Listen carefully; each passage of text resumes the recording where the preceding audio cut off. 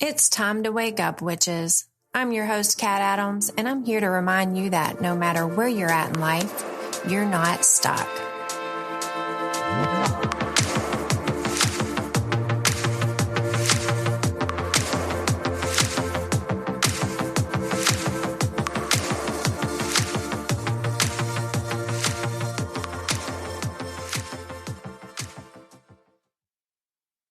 Before we get into the show, I just want to give a disclaimer about the amount of F-bombs I'm about to drop. Because after all, this is about the tarot card, the 0 of fucks. So if you do have someone that you do not, like a child or anyone who you do not want to hear all these F-bombs, I definitely recommend putting some headphones on. But as I'm saying that, let me tell you real quick about a book I just started reading called The Holy Wild, a Heathen Bible for the Untamed Woman by Daniel Dulski. And I want to read a quick passage out of here.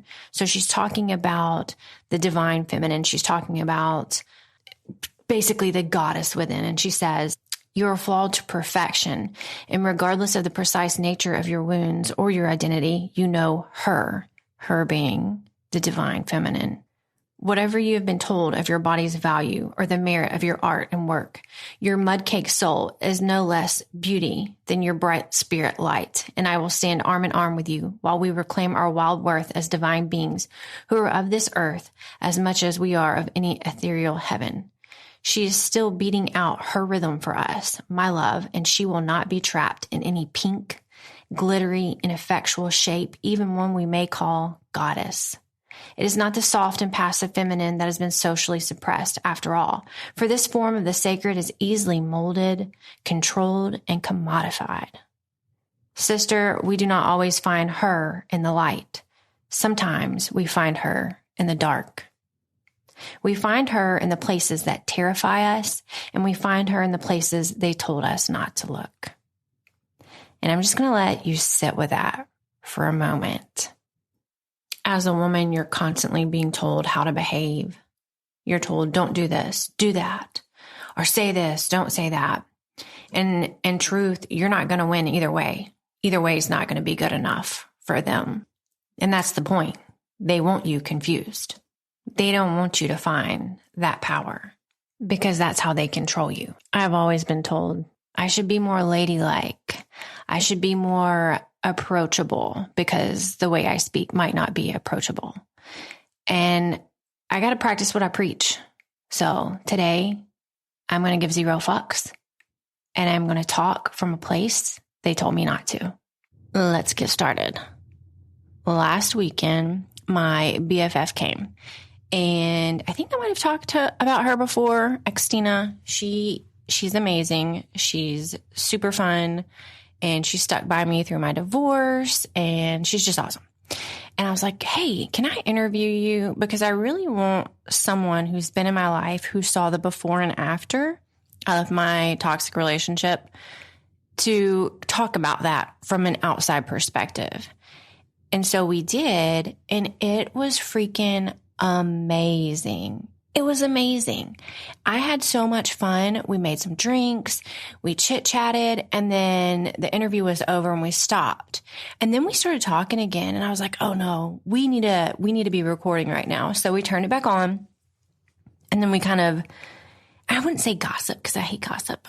We talked some more shit, and it was fabulous. And I was like, man, I want to do this like on the regular.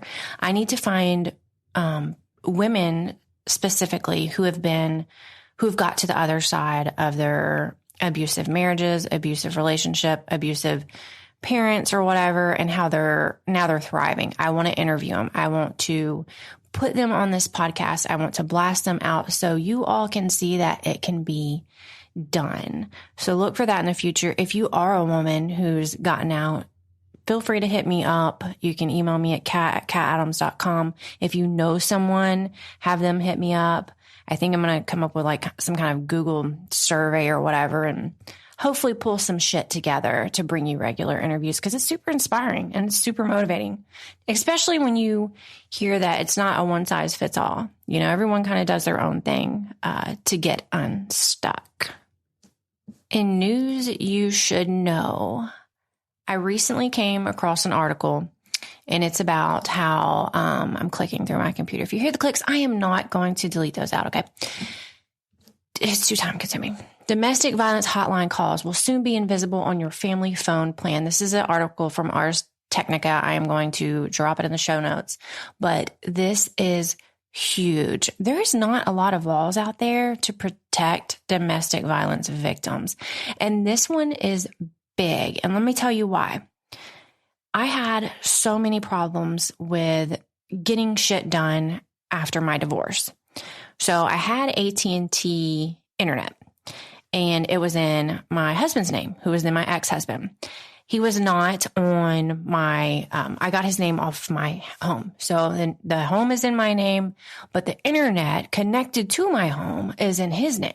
And AT&T refused to work with me on this issue. So my ex was a very techy person, and he used that tech against me a lot. I was constantly monitored. I was being watched at every moment. I was terrified, and I was divorced, and I did not want him watching me. And I didn't know his name's on the internet. I didn't know if there was something he could do. Super smart dude. All right. This is his field, is like, internet security type hacking stuff, whatever. And I was terrified that somehow he would be able to still see everything I'm doing. And like I said, AT&T refused to work with me on this issue because my name wasn't on the account. And I'm like, well, it's my house. I can show you that this house is in my name, and the internet hooked to my house is in his name. And I've gotten a divorce. I explained it. They didn't care. They kept telling me, you need to reach out to him and get it fixed. Well, he's not going to work with me. He's my ex-husband. He's an abuser. They're not going to work with you. They want to make your life a living hell. They're not going to give up that control. So the tech or whoever the fuck I was speaking with kept feeding me that line. And then that is when you have to fucking talk like a lawyer. So I said, are you advising me to contact an unstable and dangerous man who has threatened me and put my life in danger just so I can get his name off the account? And that is when she started changing her story. And I kept going up the ladder until I got this resolved. And I pushed like that. I used it. I used that card, and it worked. I'm not exactly sure of all the steps I took to get his name off of the internet, or actually to disconnect. That's what it was. I wanted to disconnect the internet from my house and start it new. That's what it was. Duh.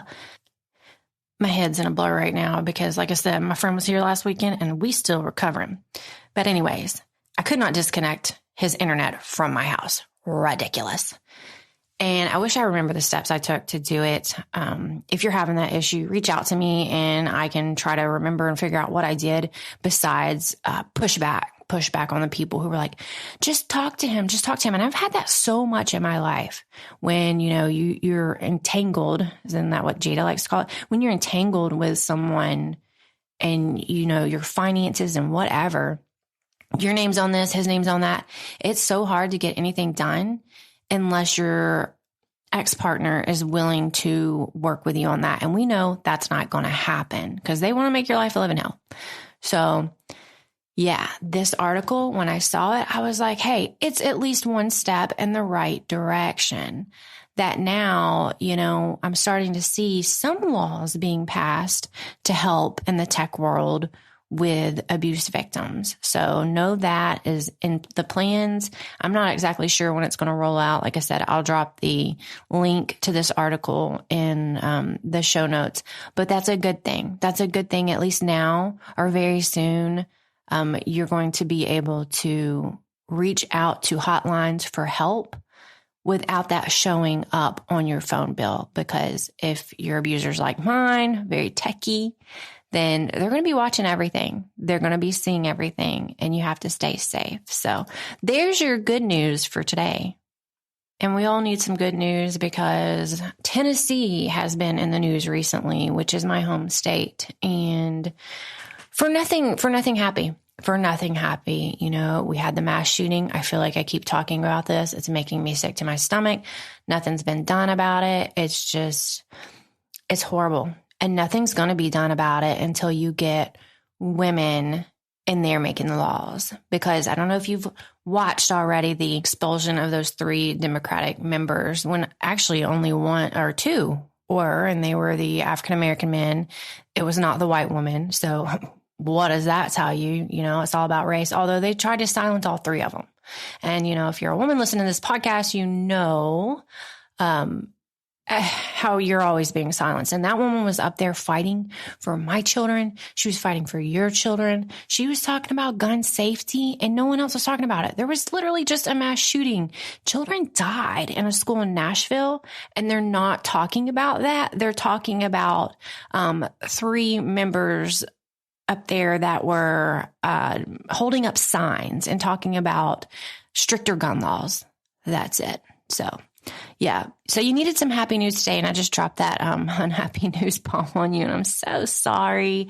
But if you haven't heard about this, it's crazy. It's scary. And this is exactly why we need more women in leadership positions and getting unstuck from your shitty situation so you can lead movements like this, so you can create a safer world for yourself and for your family. Which brings me to women who are stuck. Oh my goodness. So I think last time on the podcast, I talked about how I don't know if I'm going to be on TikTok, yada, yada, yada. And I figured out what I don't like about social media is I feel pressured to sell my books. And I don't like that. I'm not a salesperson. I don't want to sell my books. I want to help people.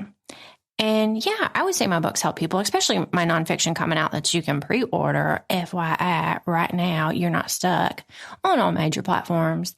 But my other books as well, like my rom-com, I definitely put a lot of stuff in there that is helpful, that is good knowledge, little tidbits and nuggets of, hey, you might not know this is gaslighting, but I sneak it in there. You know, it's not in your face. So yes, I want to sell more books, but I don't like doing it in a personable way. Maybe that'll change someday. I don't know. But I know right now, like that was all over Book Talk, and I didn't like it. I didn't like it. So I try to figure out which social media platforms do I use. And I'm always on Reddit. I've talked about this before. I'm always on Reddit. So I'm like, you know what? I want to be more involved where I can help people. So I'm going to start getting on Reddit more for the abuse subreddits. And I have, and it has been amazing. I'm like, oh my gosh, I have found my people. I have found my podcast topics. They're asking questions. And I'm like, let me help you. This is what I love to do. Not making a stupid, funny dancing video where I'm holding up my book on TikTok. I actually want to help people. And hey, if that's what you like doing, if you like dancing and holding up your books, that's okay. I'm not shaming you. But for me, I just don't. Maybe I'll do it again in the future. I don't know. Right now, I am on Reddit, and I'm really trying to build myself there because it makes me feel good to help people while also trying to build my audience. You know, I'm trying to work on this podcast and reach out to other people. So I'm hoping I'm not going to go off on a tangent here before I start the show. I know it's like 12 minutes in already. I want to bring to light a recent topic that I came across on one of the subreddits for abused women. And someone asked me questions, and they were like, how did you do it? How did you get over the fear of violence if you left? How did you get over the fear that your abuser is going to take custody of the kids? How did you get over not having family support? And I answered all that. And I answered exactly how I know, everything I've learned. And do you know what she came back with me at? She said, I don't have a backbone. Maybe one day I will have a backbone. A woman can dream, right? And I was just like, no. Stop right there. And this is how I responded, and it's how I'm going to respond to you if you're listening to this right now. I've got an exercise for you, and get used to it because there's exercises in my book, and I like doing exercises. listen up. If you're driving and listening to this, don't do it right now because you have to have both hands on the wheel. And I need your right hand. Hold your right hand up. Shake it around. Swirl your middle finger in there, whatever.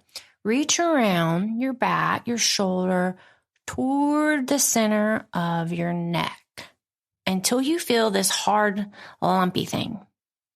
Do you know what that is? That's your backbone. You have a backbone. Okay? I don't want to hear, I don't have a backbone. You have a backbone. It's in there. You can feel it. All right? You've just been conditioned and brainwashed on purpose to believe you don't. But you do. It's there. You can feel it. If you're flexible, again, if you're driving, don't do this. You got a backbone. Don't feed yourself that excuse. All you have to do is realize you got backbone. All right? And then to our second point, a woman can dream. You can dream, but dreaming is not going to get you anywhere. All right? You already have your backbone. You got your dream. Now you need your plan. And that's what I'm here for. And that's why I repeat myself so much, because it really is just simple as make that decision and just do it. So take your backbone, take your plan, and start your life. Your amazing life is going to show up for you, but you have to show up for your amazing life. So there is my tidbit of wisdom and an answer that I think a lot of women need to hear. So don't give yourself excuses. I know. And you can be saying, oh, well, she's already on the other side. It's not that easy. I know it's not that easy. All right. I've been there and done that. I had a lady tell me recently, and I hate that word lady. I have to break myself of using that. I had a woman tell me recently, I'm so jealous of your life. You have this beautiful home and beautiful family and yada, yada, yada. And you just got it so good and you're so lucky. And I was like, no. Now, this person didn't know my background. She didn't know where I came from. She's looking at me at surface level. And I'm like, no, my life didn't start until about 3.5 years ago. Okay. And I'm not lucky. I built this life. I made this life. I did the work. I crafted this shit. It's not just me sitting on my ass and everything handed to me. This is the life I built for myself. So if you ever, look at someone and you're admiring them or you're feeling those negative energy, jealousy emotions, like you don't know what that person has gone through and you don't know what that person has done to get there. And like I said, I get it all the time. How did you do it? I'm telling you how I did it. I found my backbone and I just did it. All right. I think I've ranted enough. So let me jump into today's topic. And today's topic is, again, we're doing that whole session where I've got some cool ass tarot cards from the Pine Torch. And today's tarot card is called the Zero of Fucks. It is my absolute favorite tarot card. And the description on this says, 0, zilch, nada, naught, 'tis how many fucks I give. Repeat after me. I am no longer available to the energetic vampires around me. What you think of me is none of your business. Prioritize yourself, your health, your emotional well-being above anyone else at this time. A freaking men. If you have energy vampires in your life, and you can get rid of them, because I actively have one in my life that I cannot get rid of, you're going to have to start this practice of not giving a fuck. And if you are an energy vampire, if you're one of those people who's like, but what about this? But what about that? Does it really matter? Does it really matter? You need to chill out, slow down, and stop giving a fuck. And even as I'm saying this, I'm like, man, I want my podcast to go out to so many people, and I worry about dropping my F-bombs and talking as authentically as possible with my sailor's mouth because I don't want to offend anybody. And I struggle with that for a long time. But then again, this is just me. And I have to practice what I preach. So I'm not giving a fuck. All right? And I think you shouldn't give a fuck either. Because once you stop giving a fuck, oh my gosh, you are going to realize the weight you have been carrying your whole life just thinking about or worrying about stuff that doesn't even matter, like little things. Like, who gives a crap about, Susie Q wants you to sign up for PTA, so you have to bring 24 cookies, and she's not telling you this until the night before. And you're like, oh my gosh, I can't do this. And then either you're a people pleaser like I used to be, and you try to do it, and then you just make yourself a nervous wreck. Or you can be like, you know what? I don't have to do this shit. I don't give a fuck. And I don't care what she thinks about it either. I don't care if she thinks, oh my gosh, she's just a bad mom. I don't care. Stop caring about what other people think. Stop caring about other people's ideals for you. Stop giving a fuck. One of my biggest life lessons was there was a time when I was homeschooling, and we were doing like a Charlotte Mason homeschool type thing. Yeah, I know. It was back in the day. Totally different person right now, if you know all about that. But I was homeschooling. And one of the things that I really loved about that curriculum is nature study. And it is like, you need to be in nature 4 hours a day. And you need to get your kids in nature 4 hours a day. I don't care if it's snowing. I don't care if it's raining. I don't care if there's a tornado outside. Get your ass outside for 4 hours a day. And so my kid and the other kids would meet in this homeschool group, and they would go to a park. And one time they were at a park, and it was muddy, and there was a ditch, and there was water, and all the kids were playing in the mud. And my daughter went to go play in the mud, and I was like, no.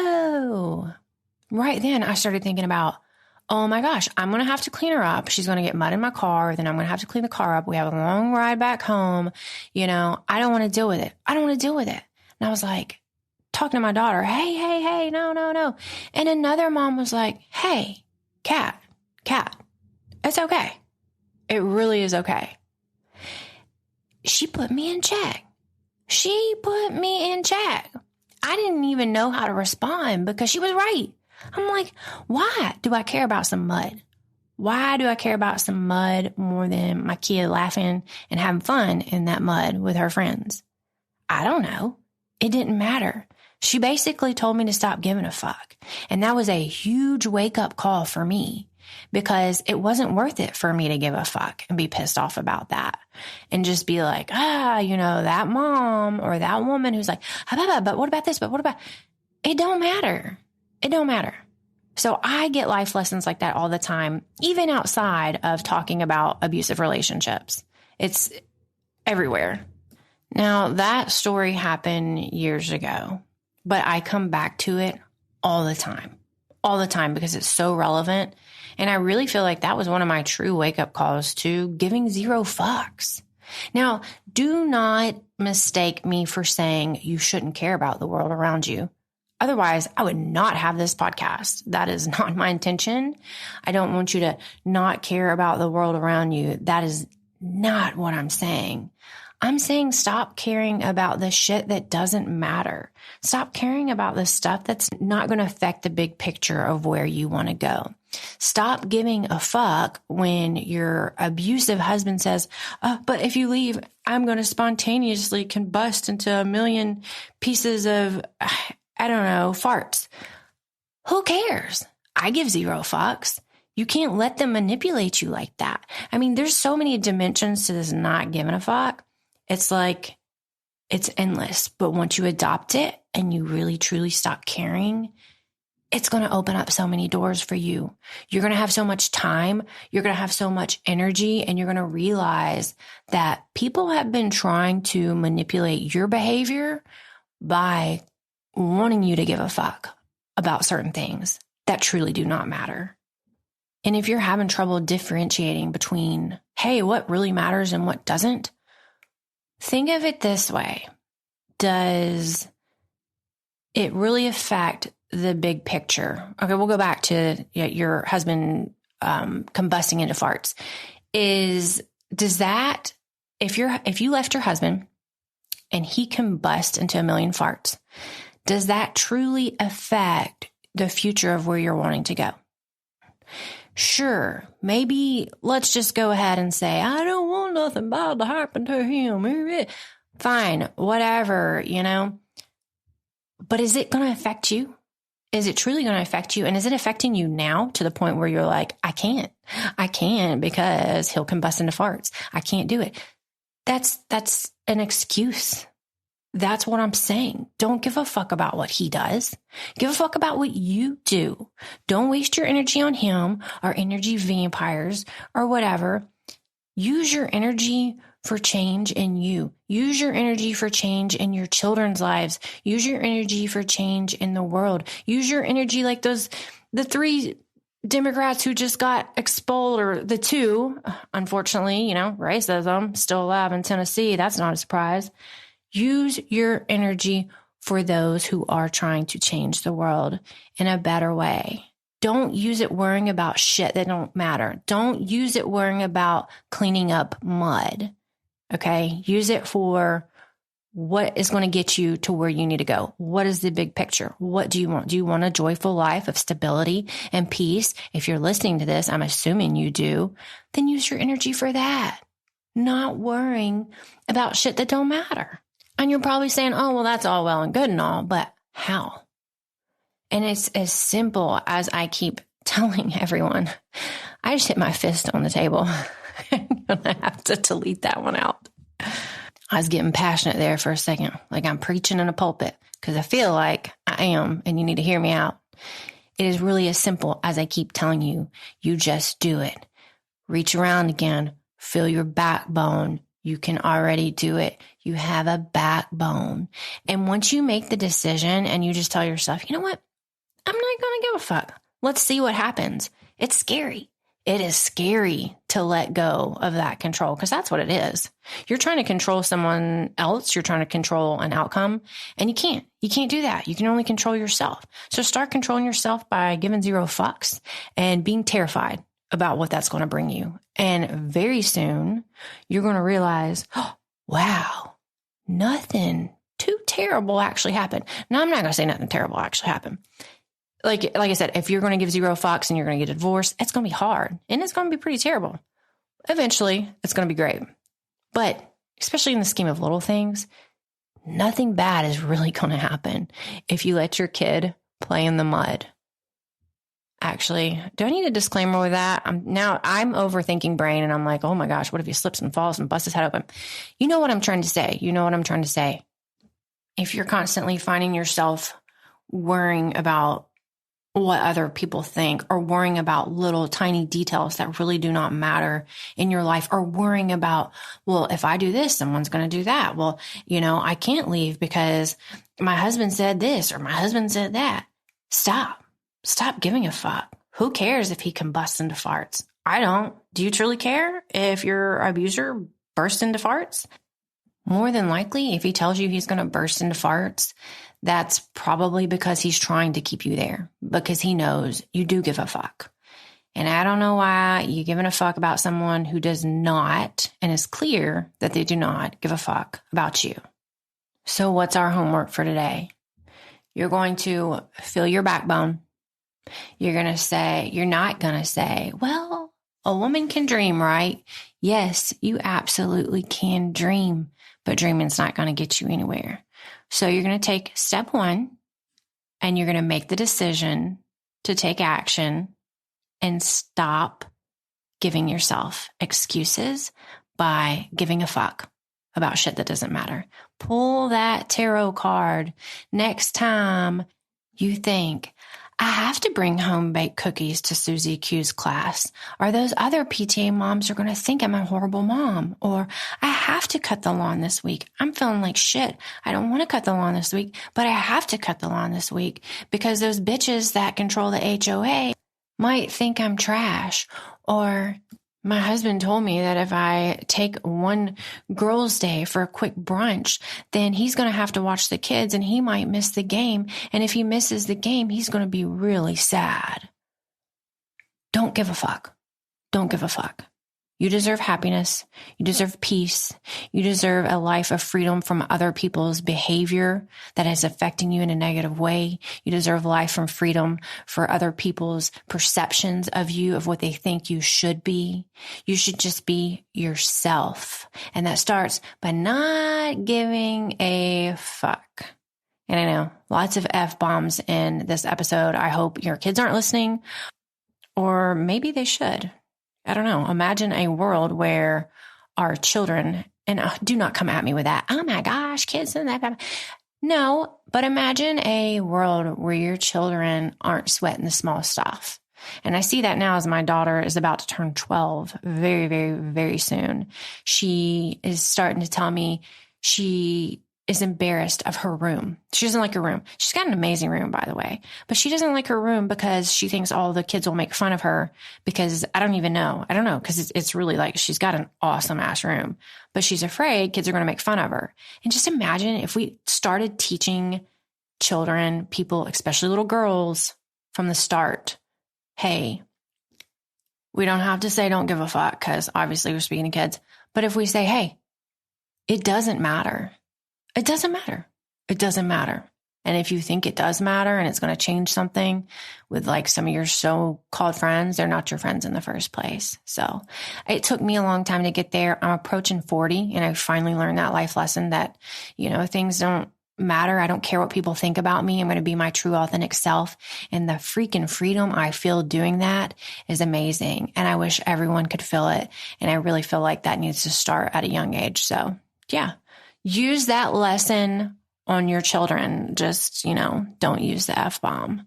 But I'm hopping off of here. I hope you've gained some kind of wisdom or some kind of little tidbit nuggets, even if it's just using the exercise to feel your own damn backbone. Something you can use to carry you throughout the week. It's the start of a fresh, brand new week. Take action. Stop dreaming. Start living. Thank you so much for listening.